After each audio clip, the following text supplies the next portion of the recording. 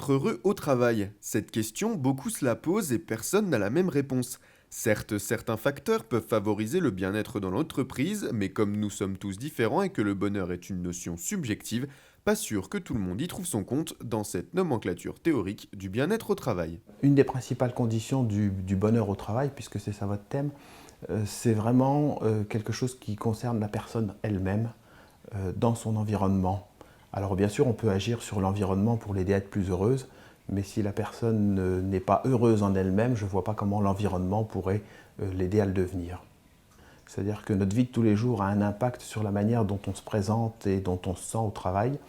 Et bien sûr que le temps qu'on passe au travail, puisqu'il est relativement important dans notre société, va aussi avoir un impact sur la vie personnelle.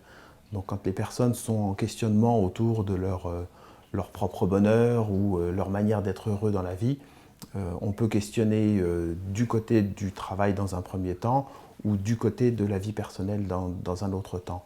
Mais les personnes, qu'elles soient dans leur vie personnelle ou dans leur vie professionnelle, restent des personnes. Et en fait, la question du bonheur, elle touche plus à la condition de la personne qu'à l'environnement dans lequel elle va pouvoir s'exprimer. Bien se connaître serait déjà la clé du bonheur, que ce soit dans le domaine personnel mais aussi professionnel.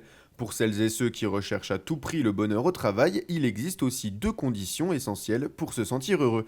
Et si ces éléments ne sont malheureusement pas réunis, mieux vaut changer de travail. C'est de prendre plaisir à ce qu'on fait ou de donner du sens à ce qu'on fait. Donc pour un certain nombre de personnes, si elles sont heureuses dans l'existence et que c'est particulièrement au travail que quelque chose ne va pas, alors pour ces personnes-là, le mieux c'est de changer de travail, effectivement, parce que si ce qu'elles font n'a pas de sens ou si elles n'y prennent pas plaisir, à un moment donné, elles ne vont pas pouvoir continuer à entretenir leur état de bien-être intérieur. Donc pour ces gens-là, le mieux c'est de changer de travail. Mais pour d'autres personnes, quand le sentiment d'être heureux ou le sentiment de bien-être n'est pas lié qu'à l'environnement professionnel, alors changer de travail, ça ne résoudra pas le problème, hein, puisque c'est quelque chose qui concerne la personne elle-même et non pas juste son environnement. Donc je préfère faire la différence parce qu'on pourrait attribuer bien sûr le mal-être des personnes aux conditions de travail, mais ce n'est pas la seule chose qui fait le bien-être. Nous parlons de bonheur au travail, d'épanouissement professionnel. Nous avons vu que certaines conditions étaient nécessaires pour que le travail soit source de bonheur, à savoir aimer ce que l'on fait. Une autre question se pose depuis quelques années. Le travail peut-il encore remplir une fonction de bonheur? Face à la mondialisation, au stress de l'atteinte des objectifs, à la robotisation de certains métiers, face à la crise financière, devons-nous à l'avenir ne plus rien attendre du travail ou pouvons-nous espérer qu'un jour, il redevienne source de notre bonheur? La difficulté d'être heureux au travail aujourd'hui, c'est la difficulté de répondre aux exigences du monde du travail. Et on est dans on est dans une culture du travail qui a besoin d'être revisitée et redéfinie, parce que si le travail répond toujours aux mêmes